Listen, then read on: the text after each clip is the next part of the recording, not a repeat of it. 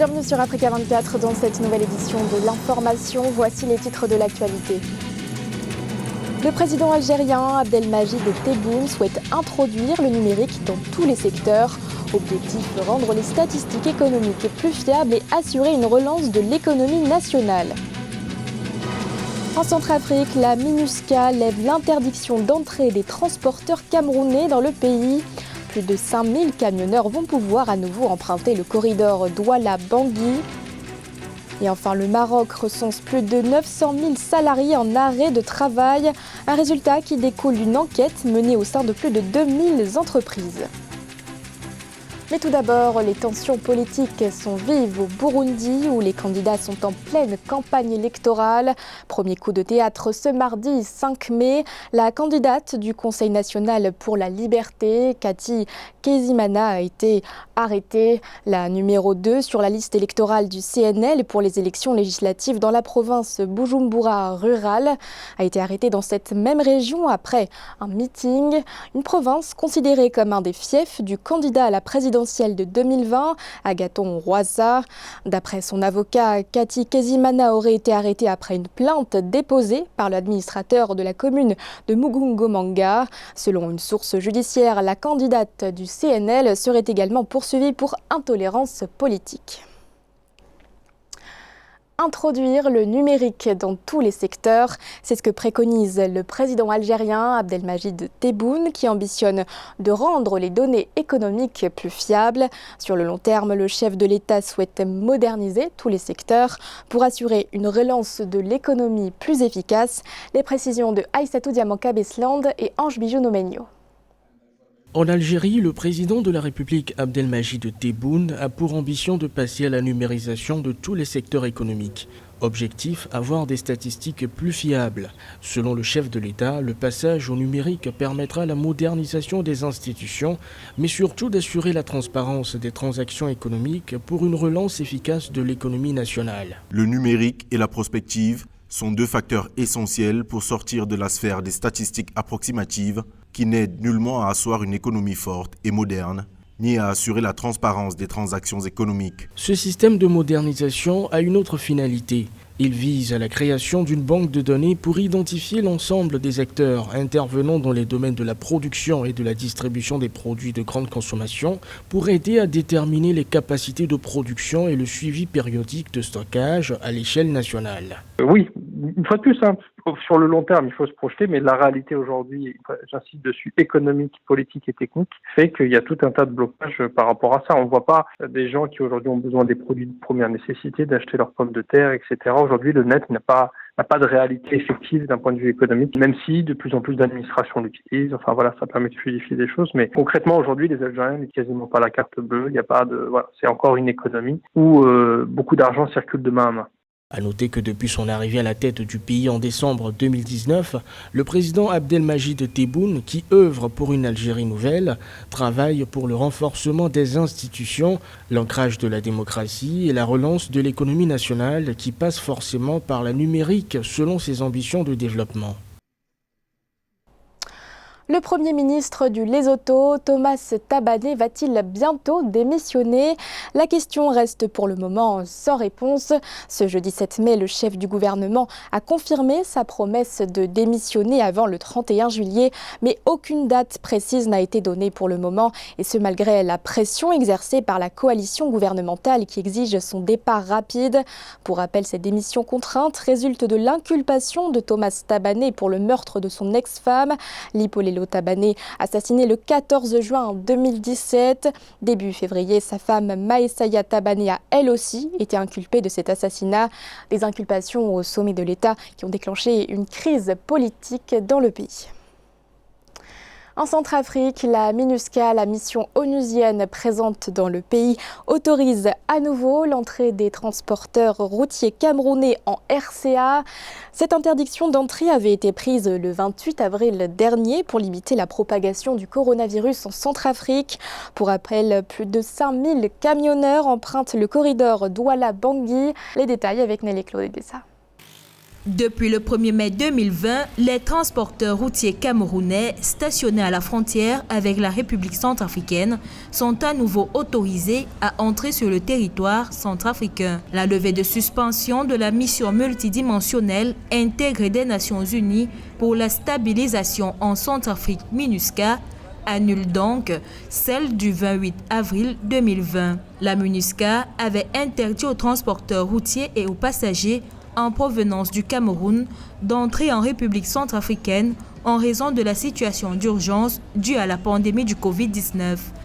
En ce qui concerne le transport de marchandises de la MINUSCA, vous vous conformerez aux procédures, règles et règlements en vigueur convenus bilatéralement entre les gouvernements du Cameroun et de la République centrafricaine pour la gestion des mouvements du secteur des transports à travers la frontière. Toute modification des procédures existantes émanera des deux gouvernements. L'interdiction de circulation des transporteurs et passagers camerounais en Centrafrique invitait également les principaux concernés à organiser leur livraison de cargo, de sorte que les chauffeurs du côté de la Centrafrique puissent prendre le relais à la frontière entre le pays et le Cameroun pour acheminer le cargo à Bangui. Cette décision était sur le plan opérationnel difficile parce que du côté centrafricain, il n'y a pas l'expertise reconnue de qualité comparable en matière de chauffeurs qui puissent continuer avec les vivres et les denrées alimentaires, y compris les médicaments, vers les points de livraison en Centrafrique. La Centrafrique n'avait pas déjà les capacités techniques opérationnelles pour assurer le relais. Et de deux, les goulots d'étranglement avaient déjà commencé à faire naître des poches de pénurie dans l'intérieur du pays. Soulignons que l'axe routier Douala-Bangui est occupé à 60% des transporteurs routiers camerounais et 40% par les transporteurs centrafricains.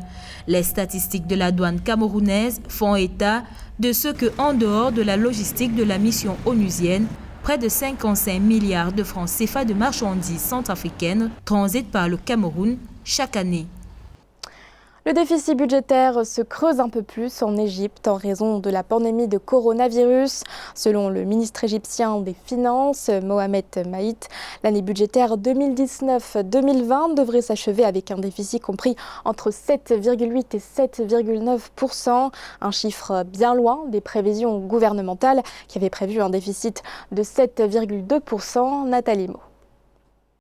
L'Égypte revoit ses projections budgétaires.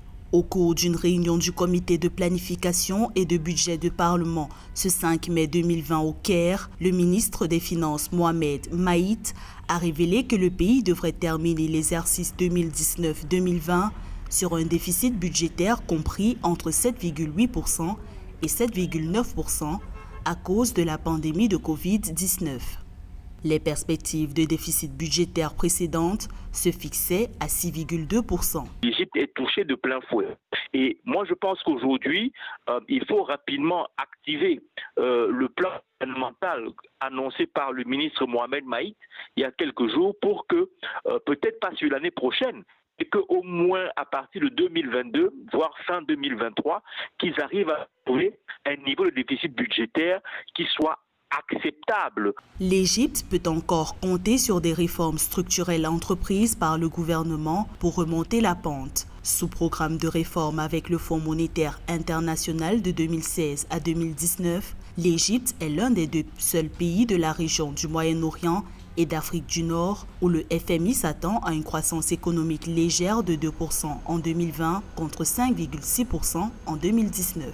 S'il n'y avait pas eu ces réformes globales sur le plan fiscal, sur le budget, sur les devises et ainsi de suite, la situation aurait été encore plus difficile. Nous allons vraiment de l'avant avec bon nombre des réformes structurelles que nous voulions faire de toute façon. Mais cela arrive de manière très accélérée en ce qui concerne les filets de sécurité sociale, en les élargissant aux personnes vulnérables. L'Égypte a sollicité un soutien financier du FMI à cause de la pression exercée par la pandémie de coronavirus sur son économie. À titre d'illustration, le tourisme, qui représente plus de 10% du produit intérieur brut égyptien, a perdu près de 80% de ses revenus, soit 13 milliards de dollars. En République démocratique du Congo, le déficit budgétaire du pays a atteint fin avril 539 milliards de francs congolais. Une situation économique difficile qui s'explique en partie par la pandémie de coronavirus, mais aussi par l'ampleur du déficit enregistré durant l'année 2019. En conséquence, l'inflation a augmenté et s'évalue à présent à 10,7%. Un reportage de notre correspondant Jacques Amboka. La République démocratique du Congo a enregistré un déficit de 539 milliards de francs congolais au mois d'avril. Ce déficit dépasse celui enregistré toute l'année 2019, une situation qui a créé une expansion monétaire avec une injection très importante de la liquidité dans l'économie, favorisant ainsi l'inflation qui a atteint 10,7% fin avril. Quand vous prenez le taux de change, 7,4 à fin avril, alors que pour toute l'année 2019, nous avons fait 2,3% seulement. Donc c'est une situation qui doit nous interpeller. En termes d'inflation, nous avons fait 4,6% pour 2019. Là, nous sommes à 10,7%. La crise sanitaire due au Covid-19 et l'ampleur des déficits enregistrés rendent plus drastique la situation financière du pays. La psychose et spéculation qui en découlent ont par ailleurs occasionné une ruée de la population sur les billets des banques et particulièrement sur les devises qui étaient déjà rares. Avec la suspension de vol, les banques ne savent plus importer les billets de banque comme d'habitude et il y a rareté de billets. Et cette rareté a été encore amplifiée par cette pression, cette forte demande du public sur ces billets-là. Et cela a nourri une anticipation et de la spéculation également. Le pays a connu une grande augmentation de la monnaie fiduciaire, soit 270 milliards de francs congolais en circulation au mois d'avril, contre environ 50 milliards les mois précédents. Une augmentation de plus de 500%. Alors que l'on se rapproche de la barre de 1900 francs congolais pour $1, la RDC est appelée à mettre en place des mesures d'ajustement afin d'arrêter cette volatilité. La crise sanitaire du coronavirus n'est pas sans répercussions sur l'économie marocaine. Entre le 15 et le 23 avril, des commissions ont mené une inspection au sein de 2259 entreprises. Une inspection qui a permis de révéler que plus de 900 000 salariés sont en arrêt de travail. L'enquête a également signalé des irrégularités concernant le respect des règles d'hygiène et des droits des travailleurs. En conséquence, 10 entreprises ont été fermées à Ménédji. 134 000 entreprises et plus de 900 000 salariés de la Caisse nationale de sécurité sociale déclarés en arrêt de travail au Maroc. C'est le bilan de l'ampleur des dommages subis par les entreprises nationales au même titre que les travailleurs, eu égard aux conséquences de la crise sanitaire du Covid-19.